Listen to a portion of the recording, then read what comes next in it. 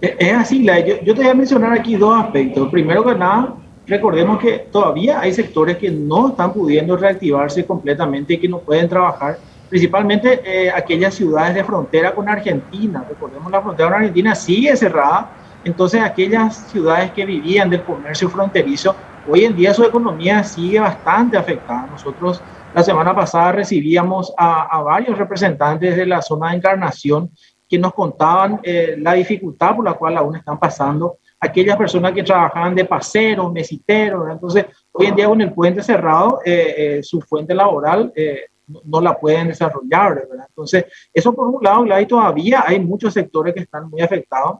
Y segundo, yo creo que tenemos que ser nosotros un poco, tener una visión de mediano, largo plazo. Acá yo siempre digo, por suerte de Paraguay, todo el Cono Sur tenemos el diario el lunes 4 meses antes, ¿verdad? Entonces, nosotros no tenemos que dejar de mirar qué está pasando en Estados Unidos, qué está pasando en Israel con el virus, ¿verdad?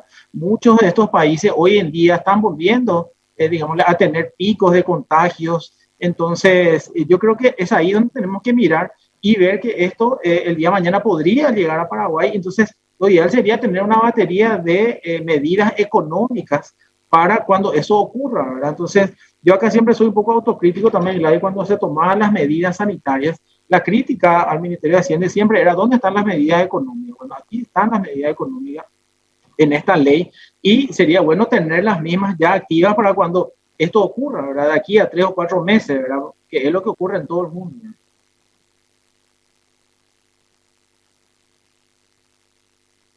¿Cómo planteo esto? Tenemos la mala experiencia de estos 17 millones de dólares que se dieron a las gobernaciones. Yo sé, son instituciones que no dependen del Ejecutivo, andan luego por su cuenta. Para mí, en mi opinión personal, no deberían existir, ni siquiera generan sus recursos propios. Pero bueno, existen y están allí y llevan plata. Se tiene la mala experiencia de que se le dio $1 millón a cada una de ellas y se malgastó. Tenemos el caso, como muestra basta un botón, de Central, en donde, bueno, destinaron todos los recursos a un coach para obras públicas, entre comillas, y no tienen ahora ni cómo demostrarlo. Un feroz problema se le armó a Hugo Javier.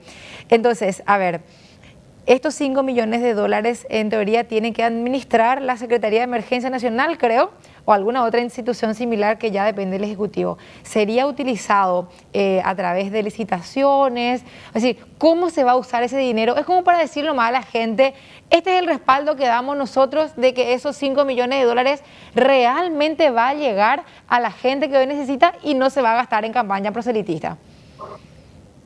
Yo entiendo, Gladys, tu punto, ¿verdad? Y es válido, ¿verdad? Que estamos en un entorno, digámosle, electoral, pero dos elementos, Gladys. Primero que nada, referente a lo de ollas populares, hay que recordar que existe una ley de ollas populares, ¿verdad? Que había sido sancionada ya el año pasado y establece que son tres las entidades que se encargan de ejecutar este tipo de presupuestos. Una de ellas es la SEM, la otra es el INDI y el otro es el Ministerio de Desarrollo Social. Eso por un lado no es solamente una institución, sino que son tres, y esta propia ley establece un mecanismo también de rendición de cuentas.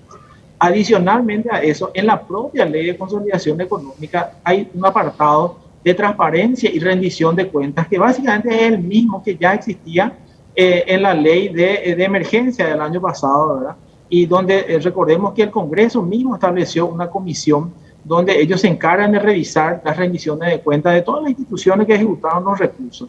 Esta ley va a tener el mismo procedimiento, o sea, va a ser el propio Congreso, a través de esta comisión creada, ¿verdad?, para el efecto, la encargada de revisar la ejecución de estos recursos, adicionalmente a todos los órganos de control que siempre funcionaron, ¿verdad? Estamos hablando de la Contraloría, la Auditoría General del Poder Ejecutivo, etcétera. Entonces, tener como varios filtros que van a estar mirando la ejecución de estos recursos, ¿no? Bueno, y por último, viceministro, recordarle un poco a la audiencia cómo es que se prevé usar estos recursos. Estamos hablando de poco más de $300 millones a ser distribuidos en varios programas. Para recordarnos nomás un poquitito sobre eso.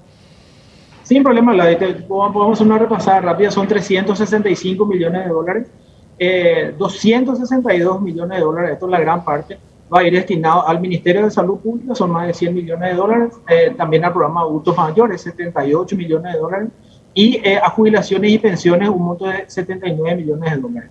Adicionalmente a esto, IPS va a recibir $23 millones para continuar con su subsidio a trabajadores suspendidos. 10 millones de dólares para exoneración de servicios básicos, tanto a los trabajadores de frontera con Argentina, hasta 16 ciudades que ya habían entrado en el programa de Turismo Frontera, y a los sectores gastronómicos, hoteleros, de turismo, que son los que aún siguen estando golpeados por la pandemia.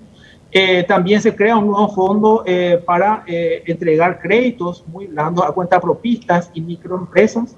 Se capitaliza el FOGAPI en 25 millones de dólares adicionales. Acá quiero hacer un paréntesis cortito nomás, Gladys, porque he escuchado que la propuesta de que aumentar este fondo.